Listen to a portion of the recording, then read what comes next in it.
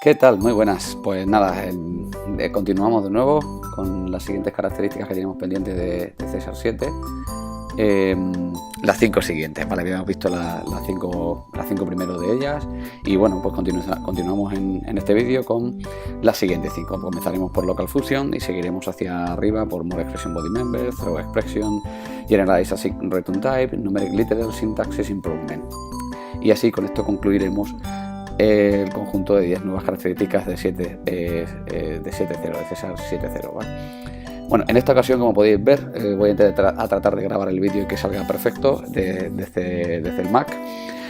En alguna ocasión los cambios de teclas y algunas abreviaturas de teclado no me las conozco 100% completo, pero bueno, voy a tratar de que darle otro nuevo aspecto a este vídeo utilizando César 7 y a empezar a coger esa soltura que quiero comenzar a coger ya con el Mac.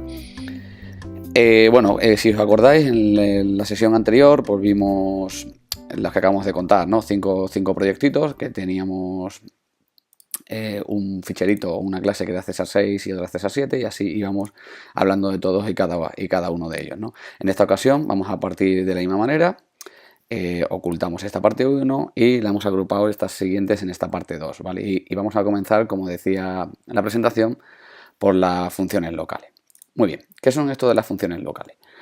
Bueno, sin más, como siempre, parto de los ejemplos que tenemos en nuestra maravillosa documentación web de Microsoft. Y a partir de ahí voy aterrizando, intentando demostrar y llevar un poco a más claridad a estos ejemplos. Bueno, tenemos un alfabeto, nuestro alfabeto, ¿vale? De la A a la Z, que es como un innumerable de tipo char. Y simplemente lo que hacemos es obtener, mediante el alfabeto de subset, coger entre dos letras dadas de todas las que se encuentran entre ellas, ¿no?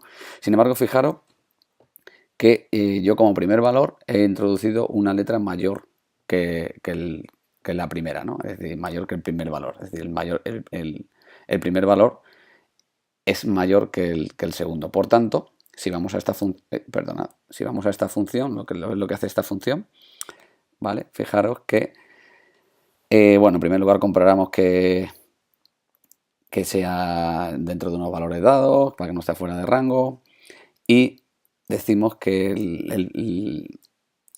el final, digamos, el segundo valor que le he dado sea mayor que el primero. Fijaros que si yo ejecuto este código,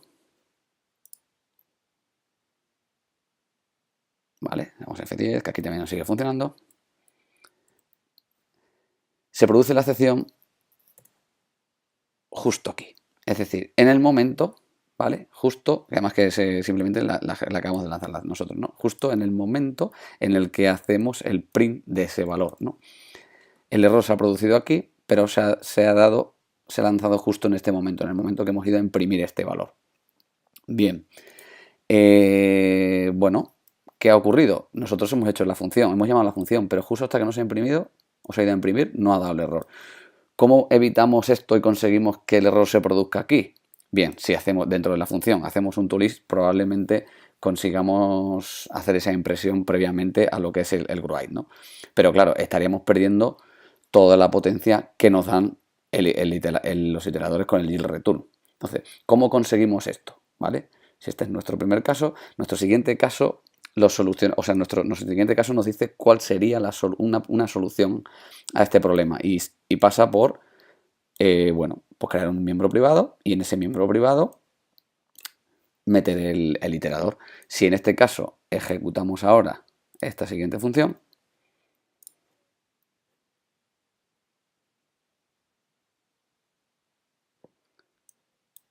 vamos a ver dónde se ha dado, porque no he puesto el punto de ruptura. Fijaros, lo da justo en la llamada de la función, que era lo que queríamos, ¿no? Así nos aseguramos cuando estamos depurando que el error se está dando donde realmente queremos. Nos va a ser más fácil esta depuración. Pero ¿qué ocurre? Que nosotros ahora, si tenemos este miembro privado, lo tendríamos dentro de nuestra clase. Desde dentro de la misma clase podríamos llamar a este método y reutilizarlo. Pero ¿qué nos va a ocurrir? que todas las validaciones que se hacían en este otro método anterior no se van a hacer y por tanto si se llama este método podríamos correr el riesgo de que hubiera un problema, de meter valores no válidos que no estuvieran validados y que podríamos tener problemas. Entonces, ¿cómo se soluciona esto? Pues es aquí donde cobra importancia las funciones locales. De esta misma manera que hemos sacado el método privado, en lugar de hacerlo, lo que hacemos es crear una función local tal como estáis viendo. De esta manera conseguimos tener el iterador, conseguimos tener esta función local a nuestro método público y desde aquí ya no va a ser podido llamar por ningún otro método dentro de la clase, evitando así que se pudiera llamar al método sin hacer estas validaciones.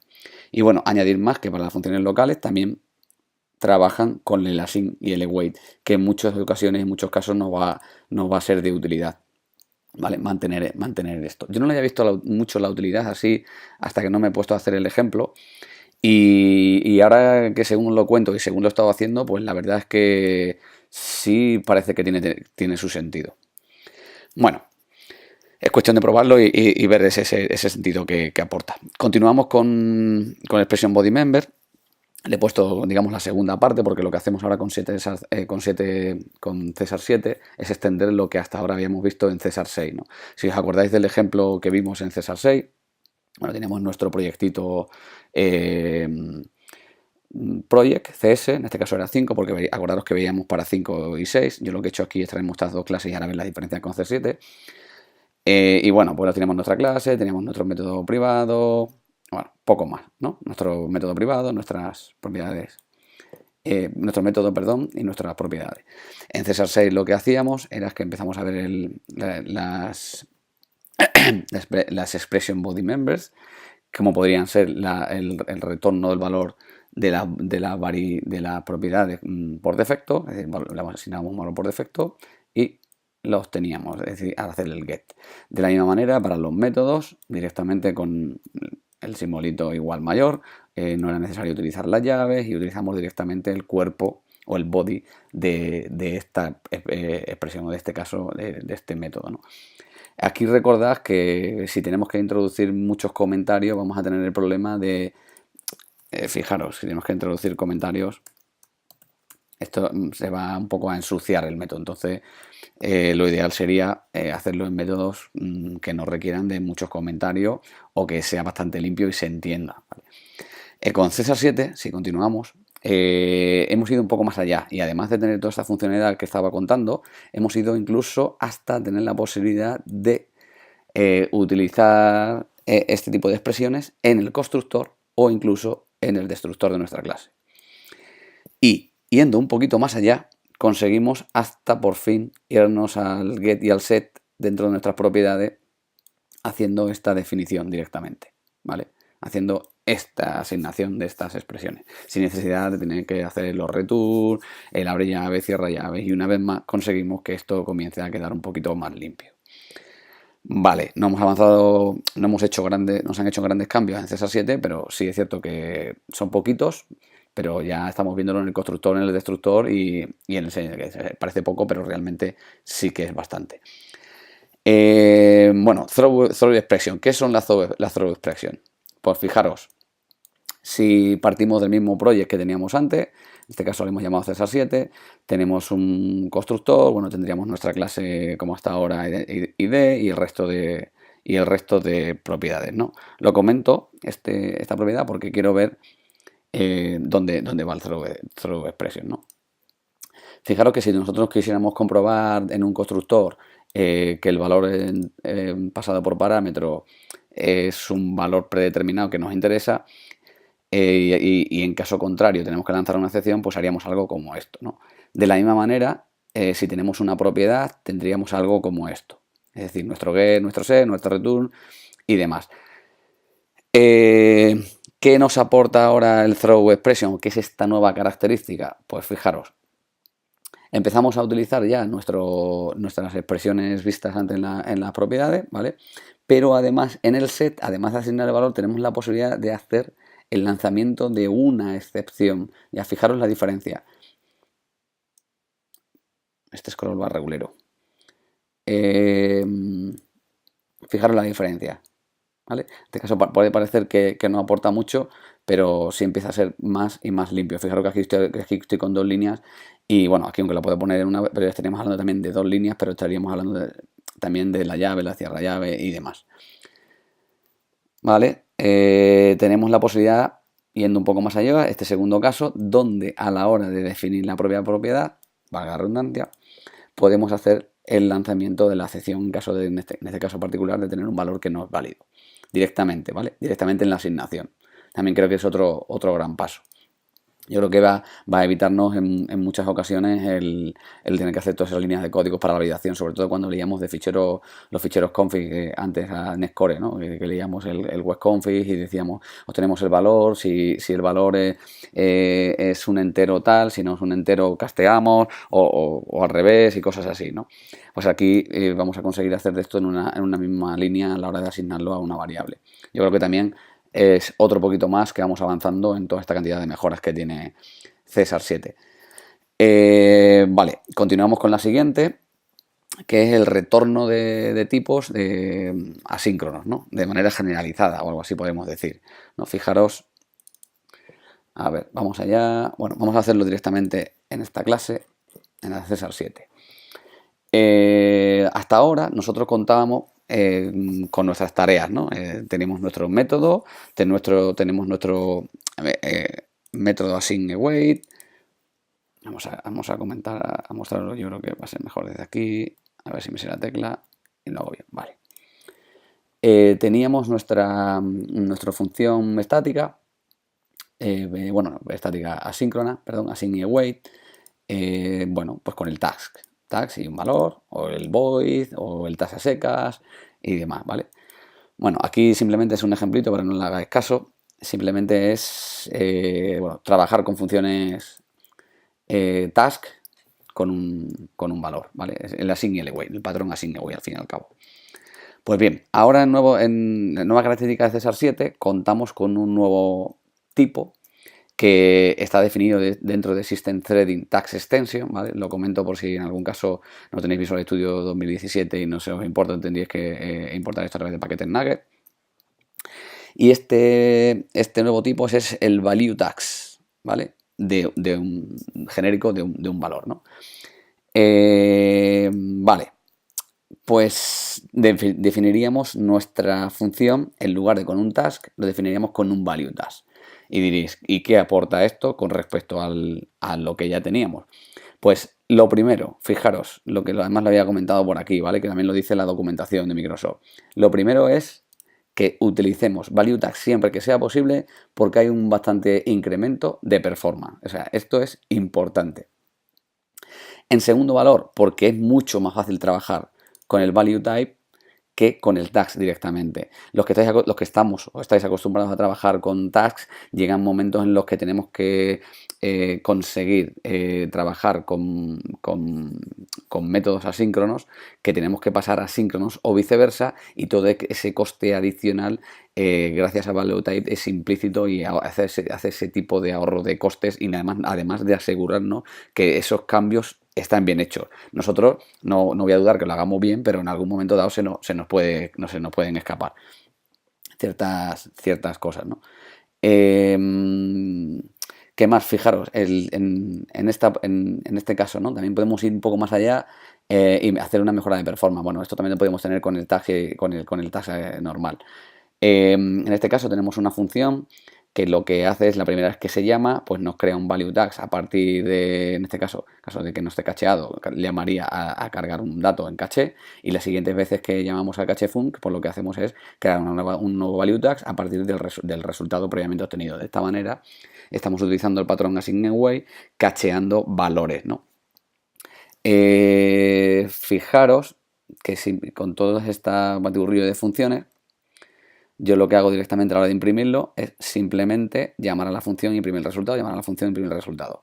No he hecho absolutamente nada más. Y la ventaja aquí es que estoy creando una nueva tarea aquí con el resultado y una nueva tarea aquí con el resultado de la función. Pero fijaros que aquí es un entero directamente, que es el resultado, y aquí es la propia función, que retorna un task. Sin embargo, el value task le da igual recibir este task que un entero directamente. Sin embargo, en César 6 tendríamos que hacer algo parecido a esto, ¿vale? Es decir, para hacer este tipo de performance o ese tipo de operativa, ¿no? Es decir, viendo la función tendríamos nuestros los caché, que sería nuestra misma función. Tendríamos aquí un valor, este es el resultado. Y lo que nos interesa, este debería ser de esta manera, es decir, deberíamos retornar una función que a su vez sea el que nos retorne el valor y en este caso pues también otra función. No podríamos hacer y actuar de la misma manera que conseguimos hacer con César 7. Si comenzamos a trabajar mucho con el patrón assign away y empezamos a hacer lo que decía, asignaciones síncronas y asíncronas, vamos a ver que el trabajo con value tags es mucho más ágil, queda mucho más legible y por supuesto, una vez más recordar el performance, ¿no? Que es una de las características importantes de esta nueva característica, valga la redundancia. Y por último, literal el numérico, ¿no? Las nuevas sintaxis en lo que son los literales numéricos. Fijaros que aparecen para los binarios una nueva manera de definir los literales. En primer lugar, con un prefijo que es el 0 y la b de binary, ¿vale? Y un separador de dígitos. Fijaros que vamos de 4 en 4, vamos separando estos dígitos con el guión bajo. De esta manera tenemos la ventaja de poder definir muy legiblemente este tipo de datos. De igual manera, para los separadores de miles tenemos también el guión bajo. De esta manera, fijaros que 10 millones podemos decirlo de esta manera, así tal cual, ¿vale? E incluso cuando vamos a hablar de otro tipo de números, como el número de Avogadro o el ratio Golden o el número de oro, ¿no? Creo que es como se dice. Fijaros que podemos definirlo de esta manera, en un decimal, en una constante decimal, de esta manera. Estoy diciendo decimal, pero puede ser doble, incluso puede ser float, incluso aquí, como estáis viendo, el long, ¿no? Y bueno, pues simplemente una manera de tener esto muchísimo más legible, de tener esto en nuestro código, claramente.